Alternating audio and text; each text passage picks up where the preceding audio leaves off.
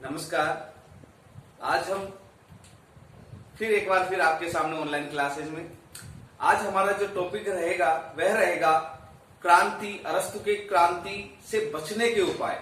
हमने उस दिन देखा था, पिछले वाले वीडियो में देखा था कि अरस्तु ने क्रांति के किन किन कारणों का उल्लेख किया है। उन कारणों के उल्लेख को हम पूरा कर चुके थे, लेकिन एक बात और है कि अलग अलग जो संविधान है, अलग अलग शासन व्यवस्थाएं हैं। संविधान हम इसलिए बोल रहे हैं कि अरस्तु शासन व्यवस्था को ही संविधान का नाम देता है। तो अलग अलग जो संविधान है उनमें क्रांति के कारण अलग अलग होते हैं। उनमें क्रांति के कारण अलग अलग होते हैं। जैसे अगर हम बात करते हैं प्रजातंत्र, प्रजातंत्र में जो कारण है क्रांति का, वो प्रजातंत्र में क्रांति का कारण क्या होगा? प्रजातंत्र में क्रांति का कारण है बाघवीर। आपने बाघवीर का मतलब जानते होंगे। बाघवीर का मतलब है बाघ पटुता में माहिर व्यक्ति। आप देखते हो प्रजातंत्र के अंदर जो बोलने वाले व्यक्ति हैं, जो वक्ता हैं, जिनकी अच्छा अट्रैक्शन रहता है बोलने के लिए तैयार रहते हैं वो लोग, और वो इतना जबरदस्त भाषण देते हैं कि लोगों को अपनी ओर आकर्षित कर लेते हैं। उनकी ये कला उन्हें बाघवीर बनाती है, और इस कला के माध्यम, इस कला के पीछे उनका हो सकता है स्वार्थ छिपा हो, और इस कला के माध्यम से वो प्रजातंत्र के अंदर क्रांति कर देते हैं, सरकार को उलटने का कार्य कर देते हैं। अगर हम बात करते हैं धनिक तंत्र, धनिक तंत्र में सीधा सीधा कारण है जो क्रांति का धनिक तंत्र, उसमें गरीब जनता, धनिक तंत्र में गरीब जनता इतनी त्रस्त हो जाती है, दुखी हो जाती है कि वो क्रांति कर देती है, खून चूस लेते हैं धनिक तंत्र में। यही कारण है कि सबसे बड़ा कारण कि गरीब जनता, जब अत्याचार गरीब जनता पर अत्यधिक बढ़ जाते हैं और उसको एक एक पाई के लिए मुहताज होना पड़ता है, अंत में जाकर वो क्रांति का सहारा लेती है। यही क्रांति के कारण धनिक तंत्र परिवर्तित हो जाता है और एक नवीन तंत्र की स्थापना होती है, वो होता है प्रजातंत्र। ये एक बता है अरस्तु ने अनुसार। तो आज भी अरस्तु के जो उपाय है वो भी सार्थक है। हम मुख्य ये देख लेते हैं। और किसमें, जैसे राजतंत्र की बात करें, राजतंत्र में जो क्रांति का प्रमुख कारण है वो है पारिवारिक द्वेष। अगर राजतंत्र के अंदर जो परिवार है उसमें किसी तरीके का द्वेष है तो वहां भी राजतंत्र में, वहां की शासन पद्धति में भी परिवर्तन होना अवश्य संभव हो जाता है। ये छोटे छोटे चीज क्रांति के कारण बनते हैं, छोटे छोटे विवाद क्रांति के कारण बन जाते हैं। इससे उस परिवार के प्रति, उस राजा के प्रति जनता की जो भावनाएं हैं वो समाप्त होने लगती है। तो ये सब कारण हम देख चुके हैं। अब बात करते हैं उपायों की। हमारा जो आज का टॉपिक है वो है क्रांति को रोकने के उपाय। क्रांति को रोकने के उपाय जो अरस्तु ने दिए हैं वो आज भी बहुत ज्यादा प्रचलित है। आज भी सभी आधुनिक जो राजनीतिक शास्त्री हैं अरस्तु को फॉलो करते हैं इस चीज के लिए। अरस्तु के जो विचार आज से 2500 साल पहले थे लगभग, वो आज भी कारगर है। क्या करना चाहिए क्रांति रोकने के लिए? तो क्रांति रोकने के लिए वो बहुत सारे उपाय बताते हैं। आज हम उन उपायों की बात करेंगे, उन पर चर्चाएं करेंगे। तो क्रांति को रोकने का जो पहला उपाय है वो हम लिखते हैं कानूनों की सर्वोच्चता। कानून की सर्वोच्चता।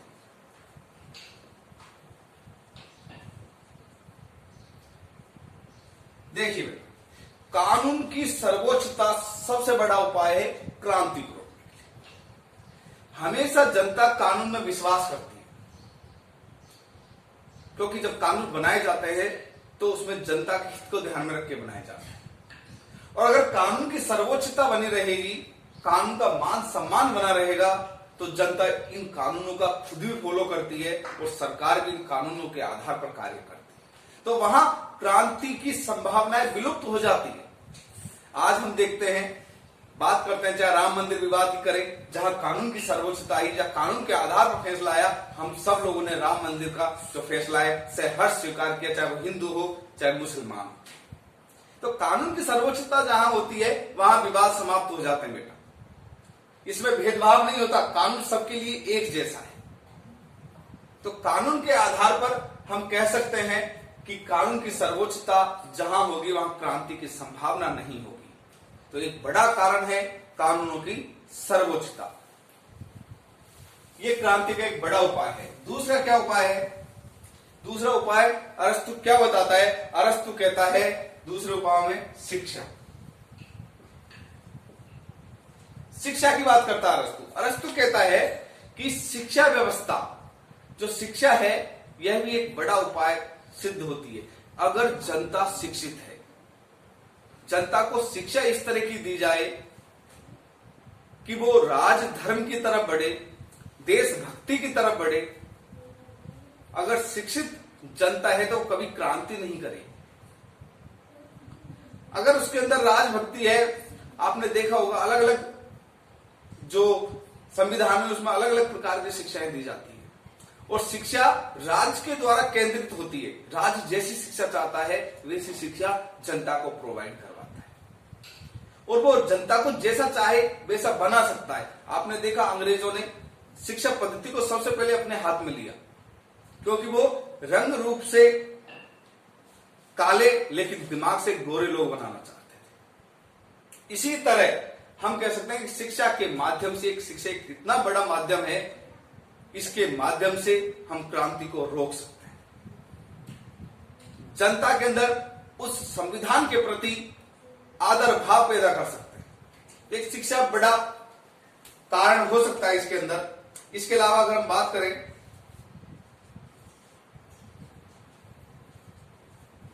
योग्य व्यक्तियों को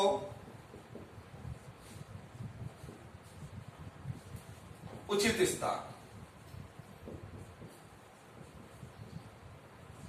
देखिए, संविधान के अंदर अर्थात शासन व्यवस्था के अंदर जो योग्य व्यक्ति हैं, जिनके अंदर योग्यताएं हैं, उन योग्य व्यक्तियों को उचित स्थान मिलना चाहिए। हमेशा अगर योग्य व्यक्तियों को उचित स्थान प्राप्त नहीं होता है तो क्रांति अवश्य होती है क्योंकि उनके अंदर द्वेष की भावना उत्पन्न होती है और उनमें इतनी योग्यता और क्षमताएं होती है कि वो क्रांति को जन्म दे सकते हैं। तो योग्य व्यक्तियों को हमेशा क्या मिलना चाहिए? स्थान मिलना चाहिए। संविधान के अनुसार उनको उचित पद प्रदान होने चाहिए। जब भी योग्यता को दबाया गया, जहां जहां भी योग्यताओं का दमन किया गया, वहां वहां क्रांति के बीजारोपण होता है और उस पर एक वृक्ष उगता है, वह कहलाता है क्रांति। क्रांति चाहे किसी तरीके की हो, रक्तपूर्ण क्रांति हो, चाहे रक्तहीन क्रांति हो, चाहे वैचारिक क्रांति हो, चाहे आंशिक क्रांति हो, चाहे पूर्ण क्रांति हो, लेकिन क्रांति के पीछे एक बड़ा कारण सिद्ध होता है योग्य व्यक्तियों को उचित स्थान अगर नहीं मिलता है तो हमें क्या देना चाहिए? योग्य व्यक्तियों को उचित स्थान देना चाहिए। अगर हम नेक्स्ट पॉइंट की बात करते हैं कि क्रांति को कैसे रोका जा सकता है, तो नेक्स्ट पॉइंट की हम बात करें तो बात आती है चौथे नंबर पर हम बात करते हैं तो ले सकते हैं शक्ति विभाजन। शक्ति विभाजन ले सकते हैं। देखिए, जब भी शक्तियों का कहीं पर केंद्रीकरण हुआ है तो जनता में असंतोष की भावना जागृत होती है और जब जब शक्तियों का विकेंद्रीकरण हुआ है जनता में संतोष की भावना जागृत होती है। यही कारण है कि वर्तमान समय के जितने भी राजनीतिज्ञ हैं वो ये चाहते हैं कि शक्तियों का विकेंद्रीकरण हो, केंद्रीकरण ना। और इस विकेंद्रीकरण के लिए छोटे छोटे गांवों में स्वशासन की स्थापना की जाती है, वहां के उनको अलग शक्ति प्रदान की जाती है और यही विकेंद्रीकरण होना चाहिए। अगर एक व्यक्ति में या एक ही संस्था में संपूर्ण शक्ति दे दी जाए तो वो सत्ता भी निरंकुश सिद्ध हो जाती है और जनता का विश्वास भी उसके प्रति धीरे धीरे खत्म होने लगता है क्योंकि जनता को यह लगता है कि हमारी तो भागीदारी ही नहीं है, इस शासन व्यवस्था में हमारी तो भागीदारी है ही नहीं, क्योंकि शक्तियों का केंद्रीकरण है, शक्तियों का विकेंद्रीकरण है। तो जनता को भागीदारी का उचित अवसर मिलना चाहिए, शक्ति को के अलग अलग केंद्र होने चाहिए, शक्तियों को अलग अलग भागों में डिवाइडेशन होना चाहिए। वर्तमान समय में जैसे हो रहा है स्थानीय स्वशासन क्या है? शक्तियों का विभाजन ही तो है। केंद्र में अलग सरकार है, हमारे यहाँ राज्यों में हमने अलग विभाजन कर रखा है, राज्यों के बाद जिला स्तर पर अलग विभाजन कर रखा है, जिला स्तर के बाद तहसील स्तर पर, ब्लॉक स्तर पर, और उसके बाद ग्राम स्तर पर सरपंचों का जो शक्ति का एक तरीके से विकेंद्रीकरण है, ये एक संतुष्टि का रास्ता प्रदान करता है जो क्रांति को रोकता है। तो एक बड़ा कारण उपाय सिद्ध हो सकता है शक्तियों का विभाजन।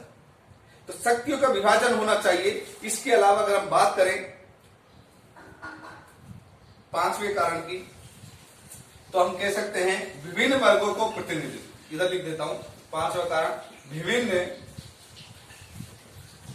वर्गों को प्रतिनिधित्व। तो विभिन्न वर्गों को अगर हम प्रतिनिधित्व की बात करते हैं, विभिन्न वर्गों की बात करते हैं, तो जनता में अनेक अनेक वर्ग के लोग रहते हैं, अनेक अनेक संप्रदाय के लोग रहते हैं, उनमें जाति विभेद हो सकता है, धर्म विभेद हो सकता है। इस आधार पर ये विभेदता है, इसमें एकता स्थापित करनी है, तो इन विभिन्न वर्गों के लोगों को सरकार के अंदर अर्थात संविधान के अंदर अर्थात व्यवस्था के अंदर हमें क्या करवाना है, प्रतिनिधित्व करवाना है, उन्हें प्रतिनिधित्व देना चाहिए।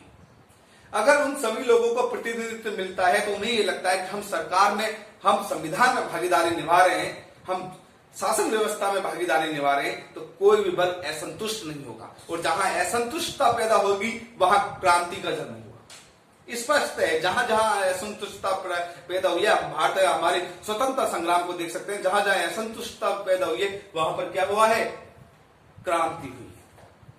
इसके अलावा एक स्वस्थ मध्यम वर्ग की स्थापना करनी चाहिए। स्वस्थ मध्यम वर्ग की स्थापना, एक स्वस्थ मध्यम वर्ग अगर जहां होगा, जहां स्वस्थ मध्यम वर्ग होगा वहां क्रांति नहीं हो सकती। वहां पर सुधार हो सकते हैं लेकिन परिवर्तन नहीं होते, संविधान परिवर्तन नहीं होते, क्रमिक सुधार हो सकता है, क्योंकि स्वस्थ मध्यम वर्ग है वो हमेशा अपने पालन पोषण की सोचता है, अपनी स्थिति को ऊपर उठाने की सोचता है, और संतुष्टि का भाव मध्यम वर्ग में होता है। असंतुष्टि नहीं होती क्योंकि वो भूखा नहीं रहता, उसके पास शिक्षा व्यवस्थाएं होती है, वो काम, उसके पास रोजगार होता है, और वो रोजगार के अवसर तो उसके पास होते ही होते हैं, और वो इतना उलझा हुआ होता है रोजगार में, अपने परिवार में, क्योंकि मध्यम वर्ग के पास के सामने इतनी गरीबी की समस्या नहीं आती है और उसके इतने बड़े ख्वाब भी नहीं होते हैं, तो वो अपनी संतुष्टि इजीली कर सकता है। अगर स्वस्थ मध्यम वर्ग होगा तो क्रांति की संभावनाएं लगभग क्षीण हो जाती है। तो एक स्वस्थ मध्यम वर्ग का उदय होना चाहिए, एक स्वस्थ मध्यम वर्ग को वर्ग होना चाहिए। अगर स्वस्थ मध्यम वर्ग होगा तो क्रांति की संभावनाएं समाप्त हो जाती है। इसके बाद अगर हम करें धन का समान वितरण, हम ले सकते हैं नेक्स्ट पॉइंट हमारा, वो है धन का समान वितरण। देखिए धन का समान वितरण, अब इसमें हम क्या देखेंगे, अगर जनता के पास गरीबी है, बिल्कुल कुछ भी नहीं है, तो वो क्रांति करेगी ही करेगी। तो धन का समान वितरण होना चाहिए, अर्थात इतनी बड़ी खाई पैदा नहीं होनी चाहिए कि एक तरफ तो अमीर ही अमीर लोग हैं, एक तरफ लोगों के लिए खाने के लिए पैसा नहीं। तो एक वर्ग तो इतना अमीर है जिसके पास सब कुछ है, और एक वर्ग इतना है जिसके पास कुछ नहीं है। तो जब ये स्थिति पैदा होगी, एक तरफ धनिक वर्ग और एक तरफ गरीब, और ये गरीबों के पास दाने तक नहीं है खाने को, तो क्रांति को जन्म होता है। तो धन का इतनी असमानताएं नहीं होनी चाहिए। धन के वितरण में क्या होनी चाहिए, धनिक वर्ग और गरीबों के बीच की खाई को बांटने का कार्य करना चाहिए। वो खाई खत्म होनी चाहिए, धन का असमान वितरण नहीं होना चाहिए। कार्ल मार्क्स इसी सिद्धांत पर काम कर रहे हैं आगे आगे, कि धन के वितरण की बात कर रहे हैं कि धन का वितरण कैसा होना चाहिए, समान वितरण होना चाहिए। गांधी जी ने इस बात के लिए कहा है। तो आज के हमारे जितने भी फिलोसफर हैं, जितने भी राजनीतिज्ञ हैं, जितने भी दार्शनिक हैं, सब क्या कहते हैं कि धन का समान वितरण होना चाहिए, इससे क्रांति को रोका जा सकता है। तो एक बड़ा कारण, एक उपाय सिद्ध हो सकता है धन का समान वितरण। इसके अलावा जनता में देशभक्ति, जनता में देशभक्ति।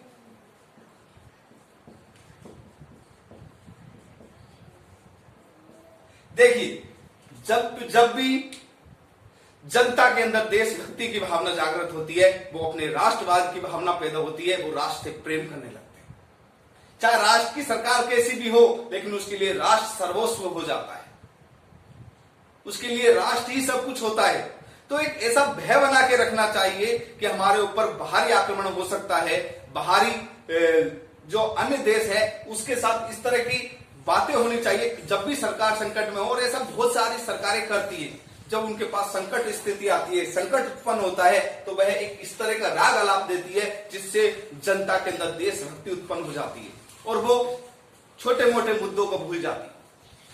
जैसे बेरोजगारी है, आर्थिक रूप से अगर सुदृढ़ता नहीं है, तो उस समय आप देशभक्ति की ललक जगाओ जनता में, तो उन मुद्दों को भुला देगी और क्रांति नहीं करेगी। और ऐसा अधिकतर सरकारें करती आएंगी।